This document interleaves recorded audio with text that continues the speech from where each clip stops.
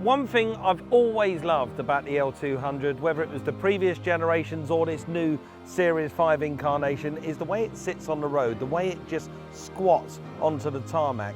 As you can see, what I've done here though is put it on some yumps because I wanted to show you something that you never see, and that's axle articulation. That's the amount of suspension travel that this durable off-roader really does have.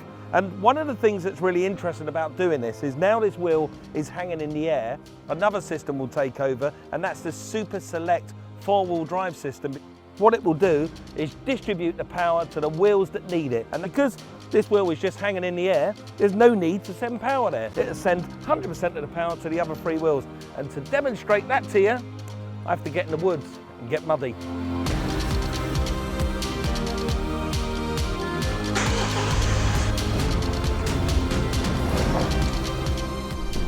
Okay, so this is the bit that I'm really looking forward to, and this is some extreme off-roading. At the moment, I'm in two-wheel drive. I'm now going to select the vehicle because I can do, whilst on the move, up to 62 miles an hour into just standard four-wheel drive. That's high ratio. And once I get myself here, I mean, even this is quite bumpy. I'm now going to select in this Super Select system what ratio I need. Now, I could go for 4 high lock center diff. What that does basically is it locks the diff and distributes power from the engine, 100% of the power to all four wheels. But for the sake of this being extreme off-roading, you don't need to go fast at all. So I've put it in low ratio, and look at it straight away. It's quite well, this ain't going to be easy. I'll tell you, for any vehicle. First thing I'm facing is about ½ metre of water. Nothing's leaking inside the vehicle, which is great.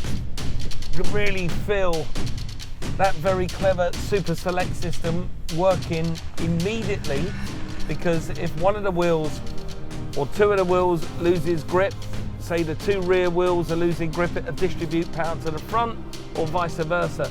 And it really does do its job really well. And this is real nasty stuff. I certainly wouldn't want to be outside walking in it. Clever. I mean, really clever stuff.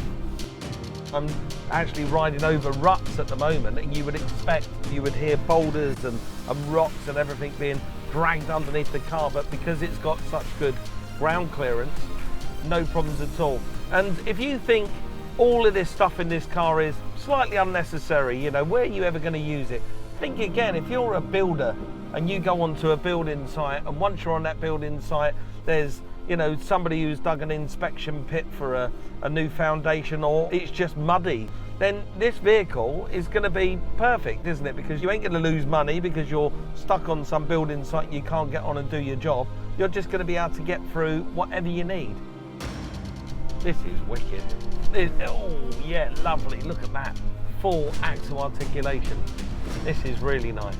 And they've got it exactly where it should be. It's got the right dynamics when you're driving it on the road, on the smooth stuff, and now I'm in the real rutty stuff. It's amazing. Right then, they've told me I'm going to be faced with an incline that's over 45 degrees.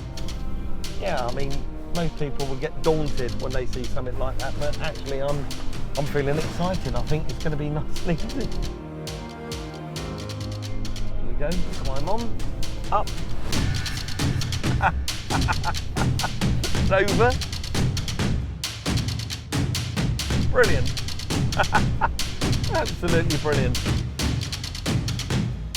And down the other side. Looks terrifying because you can't see the ground in front of you.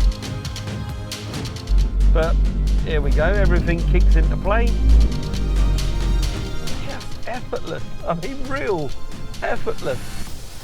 I really do think I could just point this truck in any direction and go and conquer the world.